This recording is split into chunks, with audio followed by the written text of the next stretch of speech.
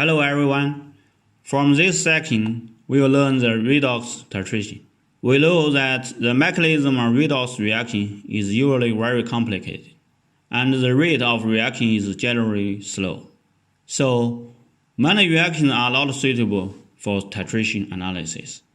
In addition, sometimes the reaction between reactants cannot be maintained with fixed stoichiometric relationship due to the occurrence of side reactions. Therefore, in redox titration, the reaction conditions must be strictly controlled to ensure the titration is carried out in accordance with the same reaction. Next, we will learn an important concept of redox reaction: conditional potential. Here we will use OX as the oxidation type of a redox couple, RED as its reduction type, and N is the number of electrons involved.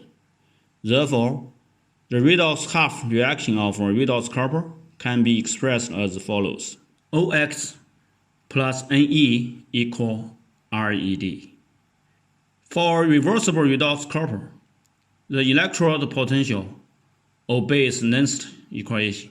The standard electrode potential is measured experimentally under certain conditions. While the temperature is controlled at 25 degrees C, the Na concentrations, strictly speaking, activities are all 1 mole per liter, or the ratio is 1. And the gas pressure is 1.013 times 10 to the power of 5 Pa.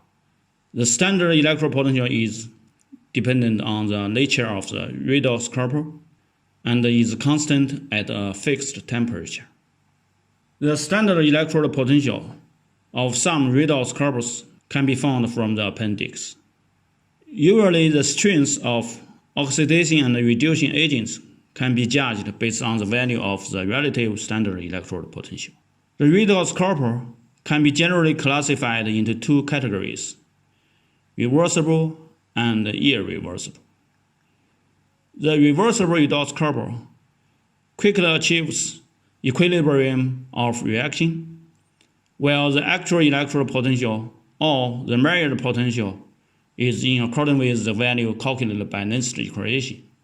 The irreversible redox couple cannot quickly establish equilibrium of reaction.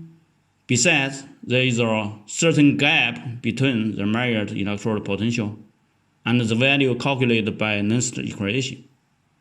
But for irreversible redox couple, sometimes it's possible to calculate according to Nernst equation as well.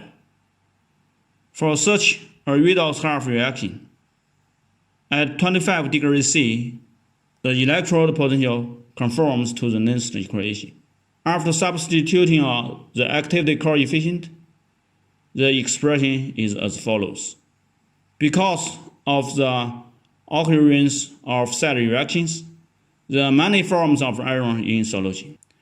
For example, in 1 mole per liter hydrogen chloride, species of iron 3 include not only free iron 3 ions, but also iron 3 complexes with hydroxide ion and chloride ion. Meanwhile, besides free iron 2, species iron 2 also have complexes formed with hydroxide ion and chloride ion. We just know the analytical concentrations of iron 3 and iron 2, not the equilibrium concentration of free iron 3 and iron 2. Based on the definition of the side reaction coefficient and substituting it into the Nernst equation, the following expression is obtained. When the analytic concentration of iron 3 and iron 2 is 1 mole per liter, the actual potential of iron redox couple in 1 mole per liter hydrogen chloride is defined as conditional potential. Thus, the potential of the iron redox couple can be calculated by Nernst equation. For extension to the general cases, the conditional potential of a redox couple is the actual potential with 1 mole per liter analytic concentration of oxidation and reducing species, or the ratio is 1 under certain condition. It reflects the total effect of ionic strengths and various side reactions, and is related to medium conditions and temperature. According to the definition of conditional potential, the conditional potential is related not only to the standard electrode potential, but also to the activity coefficient and the side reaction coefficient. Therefore, in addition to the influence of temperature, it is also influenced by other factors such as ionic strength, acidity, completion agent concentration in the solution. It's a constant only under certain conditions, and thus the conditional potential is named. With the concept conditional potential, the parameters which are difficult to calculate can be solved in the condition potential by experiment. That is, the conditional potential can be measured directly through experiments.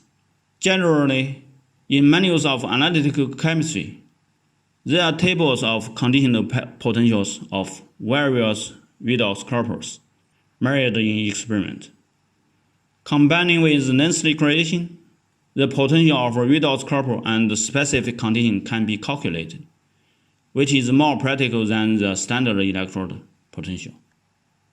It is noted that due to the variety of actual conditions of reaction, the conditional potential is set apostrophe and the same conditions should be used as far as possible in dealing with redox equilibrium. Without the same conditions, the conditional potential is set apostrophe can be replaced by that and similar conditions. Today, we have learned the concept of conditional potential, which is very important in redox reactions. Here is a question for you. What is the difference between conditional electrode potential and the standard electrode potential? What are the extra factors that affect the conditional potential? Okay, that's all for today. See you next time.